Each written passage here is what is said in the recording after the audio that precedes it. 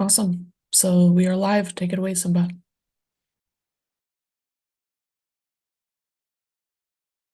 We'll get started in a couple minutes to give people more. There's a lot of people still joining, so give it a little bit of time. But we'll start in 10 minutes.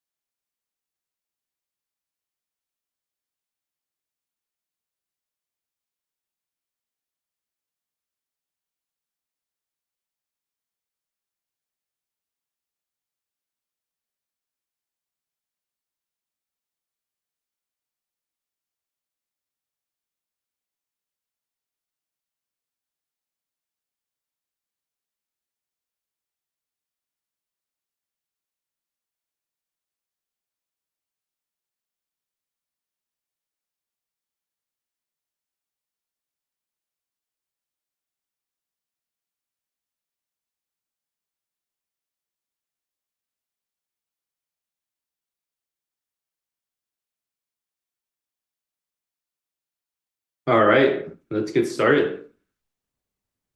So today we're going to be speaking about feature stores. We'll talk about breaking down feature stores, where within the stack, what they are, why you should care. Throughout this presentation, if you have any questions, feel free to throw them into the chat.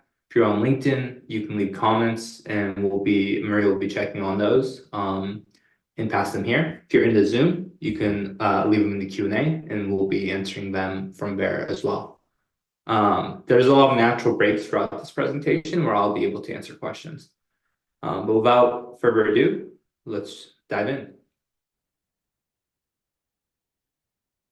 So let's first set our bearings. We're talking about feature stores. Obviously, this is in a machine learning context. Let's talk about the simplest models.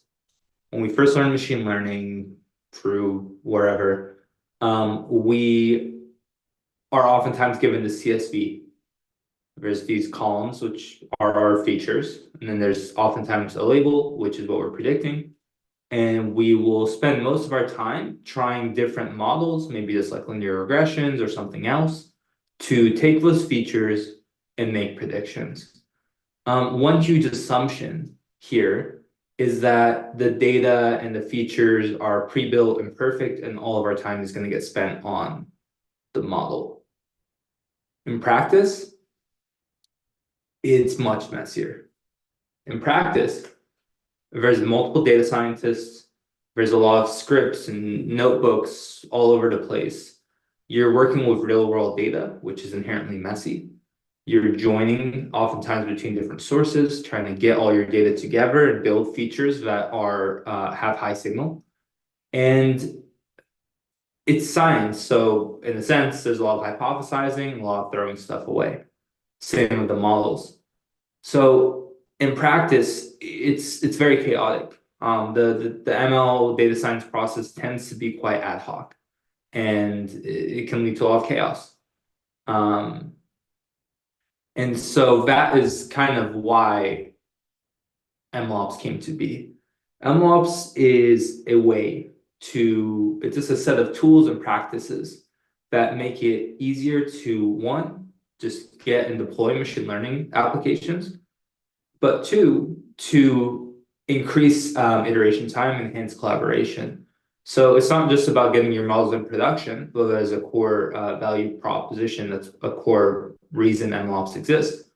But the other part of it is just making the operations of machine learning better. So just giving you a way to iterate, to collaborate, to share, to reuse, etc.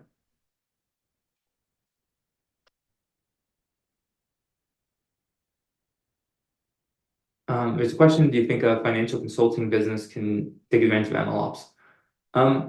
So I'll answer more broadly because I don't know enough about your specific company. But I think broadly,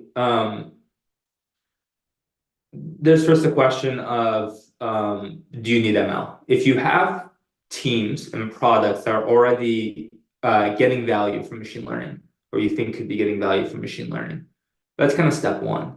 I wouldn't really recommend people start with MLOps before they have basic machine learning models that are driving value. So once you have that though, and once you're able to show and prove that, hey, machine learning has high ROI for our business, then the question becomes, how do we do more of it? How do we do it better? How do we lower the bar of getting a machine learning model into production so that we can apply it in more places?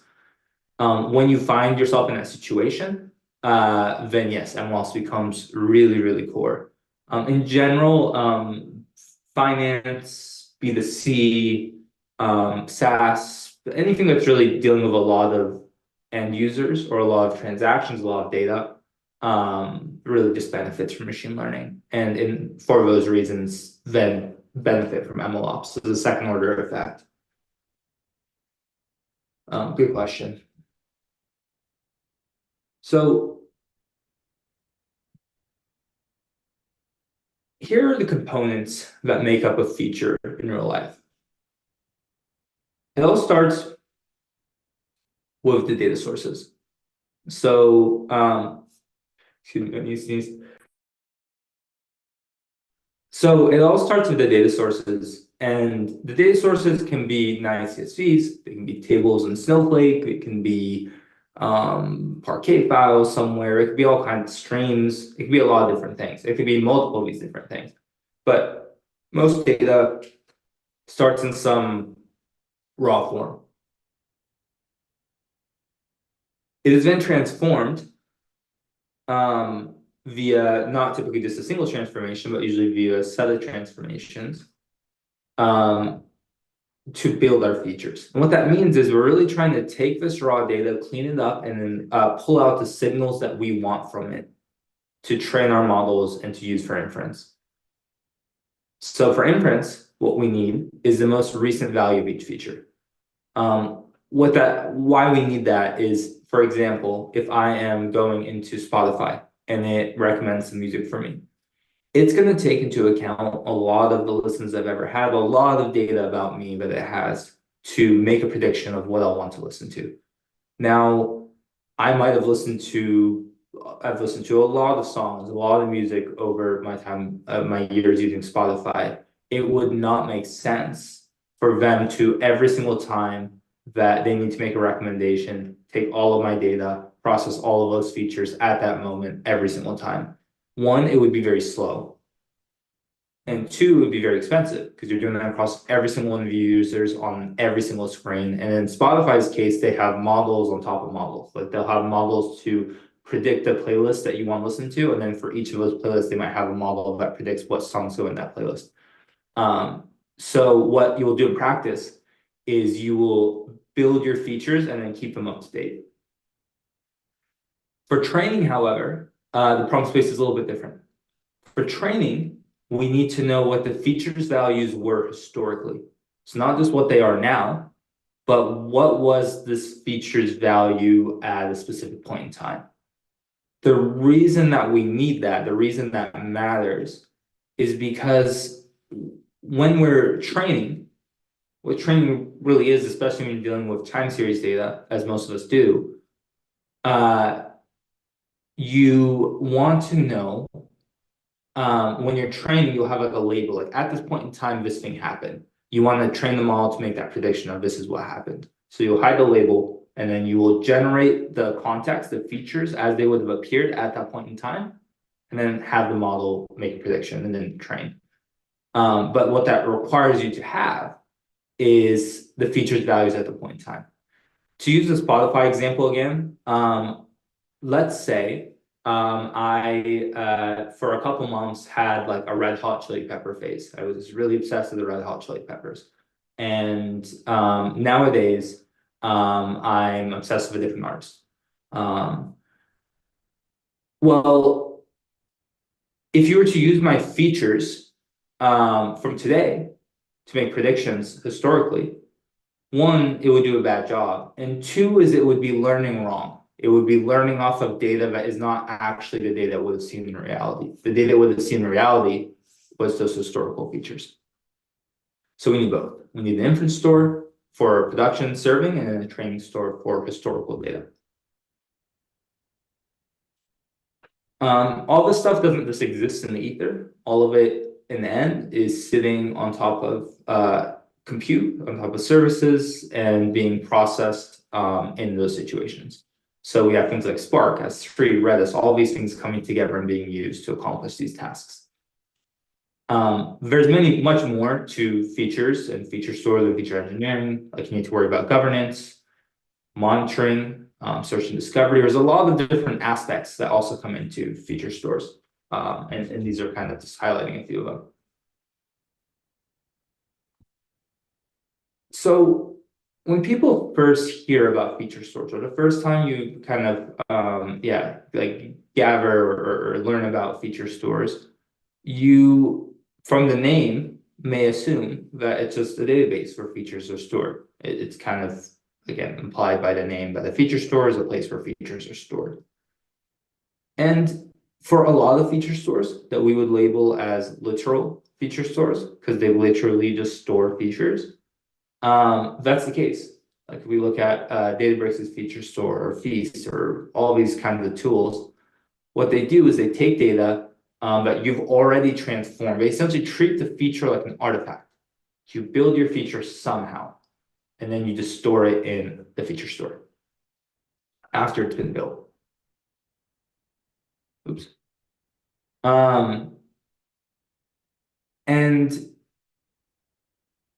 our view is that this is not the right way to design a feature store. The reason why is features, we view them as one, tied to the logic. Like I don't really view a feature as this like output data frame. I view it as the logic that was used as SQL or the PySpark or whatever, the code that was used to actually generate the feature. For example, I might have a feature which is a user's favorite song in the last 30 days. That's my feature. I define it as the logic to compute it, right? I define it as favorite song last 30 days. I don't think of it as some table somewhere. I think of it as a transformation. If I was to iterate on it, I would iterate on the transformation. I wouldn't really want to create a new table every single time and think of it that way of like, I need to build a new feature and then output it to my feature store. What I'd like to have and why feature form exists is a framework for me to be able to define my features as code and then have feature form be the metadata store so that all those feature definitions that I create are in one place. They're indexed so they can be searched. They have all the other kind of bells and whistles that you would expect around features. And then they're computed on my infrastructure. I'm not really looking for a replacement for Spark or Redis. I am looking for a framework to define my features and allow them to run without having to directly interact with Spark, Redis, etc.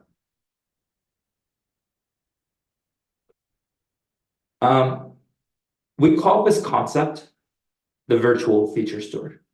The idea of the virtual feature store is a framework and an orchestrator. It allows you as a data scientist or whoever to define your features in, again, SQL, PySpark, whatever, Python. Feature form stores those in a resource repository. So they're searchable, they're reusable, you can collaborate on them, you get versioning, lineage, sharing, tags, groups, etc. Monitoring and alerting. Feature values change over time. Keeping track of that, monitoring for data drift, monitoring for uptime, having alerting, all that gets set up for you. Governance. Governance allows for you to set access control, audit logs, SSO, SAML, whatever else you need. And in the end, all of this is being orchestrated. All the features are being built on top of your infrastructure and stored in your infrastructure. And then we have a nice API for you to train your models and serve features to your inference models. So this is kind of the holistic view of what we think of as a feature store. Um,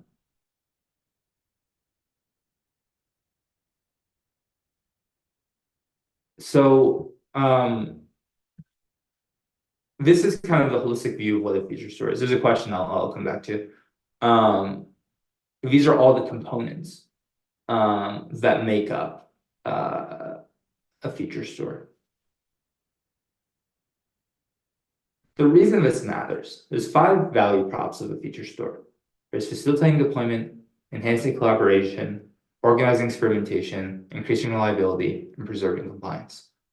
I kind of order these in this way because typically one of the high priority things is obviously getting your features into production. For non-production, you can't use them. If you can't use them, then they're meaningless, useless to an extent. Once you can get features in production, then the main focus becomes on collaboration, experimentation, essentially iteration cycle speed, trying to go really quickly and work together well. Then reliability. Once you have a lot of features, you're iterating on them quickly. You want to make sure that you're not breaking things. You want to make sure that because you have all these features that you understand what they're doing in production. And then finally, preserving compliance. Preserving compliance allows you to make sure that at any point in time, you are using data you're allowed to use and not accidentally doing something else.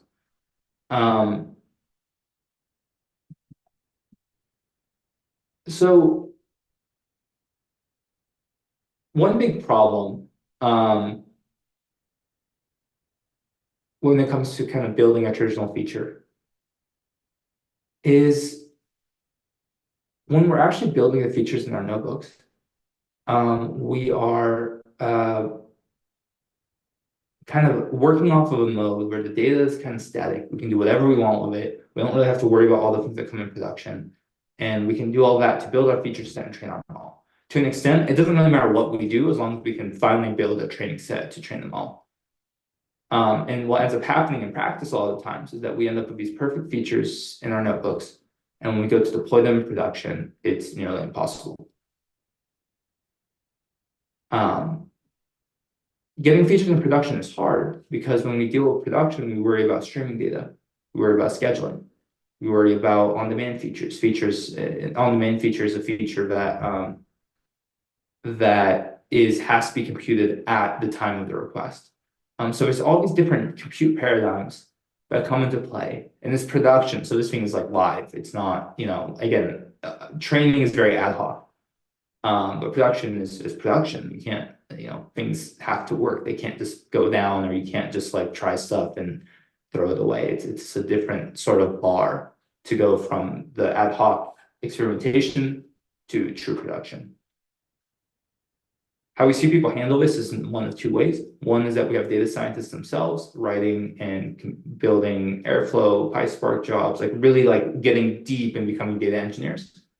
The other thing that we see quite often is data scientists handing off our messy notebooks to data engineers on code production. So essentially you have a whole other team that's whole job is to get features in production, and you have one team whose job it is to come up with the features. And then you're kind of end up cross-compiling between them, which can be really wasteful.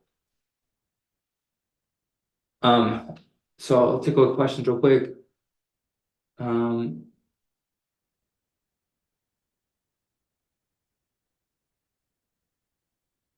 Yeah, so questions are a little bit off topic, but I'll continue to look at those and see if there are other questions are asked. So anyway, the next value props of a feature store: enhancing collaboration, organizing experimentation.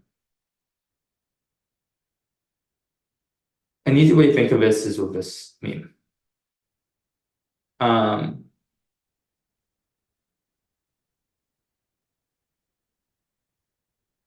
Lots of times we build these features, even when we get them in production, we build them all.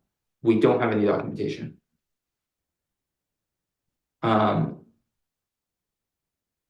We have these feature pipelines that are again in production, but not well documented.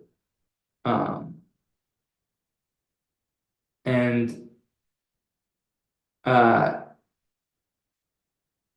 the whole goal of this, the whole point of this is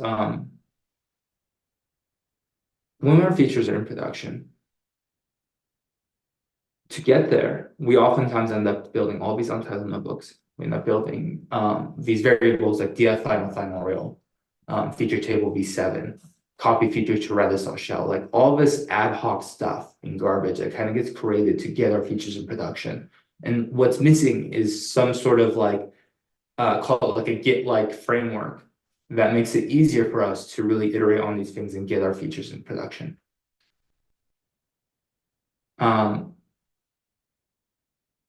Another huge value prop of feature is increasing reliability. A lot of times we'll push our features in production, we'll do all the work, we'll do our experiments, we'll get them working, we'll train our model, we'll get this production, and we'll be like, cool, we're done. We got our feature in production. But to an extent, that's kind of where things just get started when we get our features in production. Because getting our features in production is just that's kind of like step one. That's like your gut to the starting line. Once they're there, you need to kind of constantly keep track of what they're doing, how we're behaving. There's new data coming in. The features are getting recomputed and updated. You want to make sure you're understanding what the features are doing in real time, if they're changing, if they're breaking, etc. And if you don't have drift monitoring, then that's impossible to do. And then finally, preserving compliance. Oftentimes with machine learning, you're working with quite sensitive data, and preserving compliance allows us to make sure that we are interacting with data the way it's supposed to be interacted with. So to an extent, preserving compliance should be something that is configured within the feature store. But from a data scientist's perspective, they should be able to just move really quickly, almost without thinking about it, because the guardrail should be placed for them. I'm going to skip ahead a bit and talk a bit about feature store itself, feature form itself. Feature form is a Pythonic framework. It allows you on your infrastructure in Python to define your transformations, define your data sets, build features off of them. When those features are created, they become searchable. You can see what features exist. You can see alerts related to them. You can see the system health. You can see jobs that were run to build those features. You can get all of that, on within feature form's dashboard itself. This includes search and discovery and other things. Scheduling becomes possible within feature form. You can define these features, and when you're first using them, again, you might want them just for a moment, just to see if they're useful, see if they're interesting. As these things start to move into production, you might start adding triggers to them, and triggers make it such that you can, again, like rerun these jobs as needed.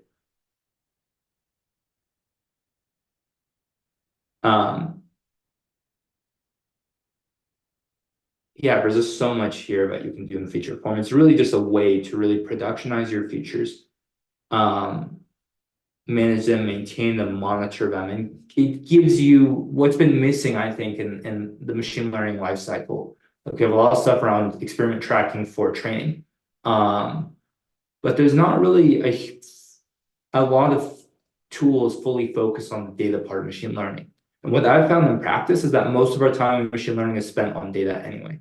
So it becomes one of the core issues to solve. But lots of the tooling doesn't exist. We essentially work on top of traditional data engine tools and try to build our own version of this. And so that's why feature form exists. And I'll leave off by saying feature form is open source. You can go ahead and it's github.com/featureform/featureform. Anyone can use it. You're more than welcome to go jump on, play around with it, tell us what you think. And yeah, we also have an enterprise edition, which I'm happy to share more about if that's relevant. But without further ado, I will jump to questions. If you have any questions, if you're in LinkedIn or Twitter, you can leave them in comments. And if you are on Zoom, you can leave them in the Q&A. There's a question about maintaining good data quality. How do we maintain good data quality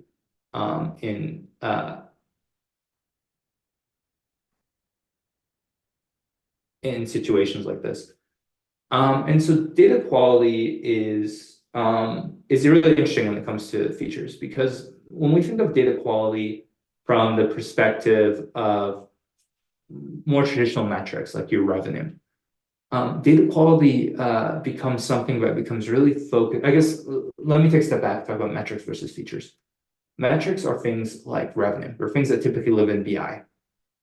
They are tables that in logic that should not be being iterated on super quickly all the time, because they're often kind of core tenets, like core pieces of facts that the whole company works off of. So in practice, they're foundational. Features, on the other hand, are not foundational in the same way. Features have, to an extent, one goal. That one goal is to power your models. And so whatever you can do, whatever transformations you can do to achieve the best results from your model is what you should do. And so it's less of a focus on like on understanding. Like you don't really need to, for example, if you're creating embeddings, it may be useful to kind of understand how things are clustering and do some basic analysis on things. But as long as the model's doing well, you can kind of, there's like a lower bar of having to understand and fact check everything. Um, and so data quality becomes slightly a different question. It's less of a question of like, is this like kind of this purely factual thing that our business should rely on?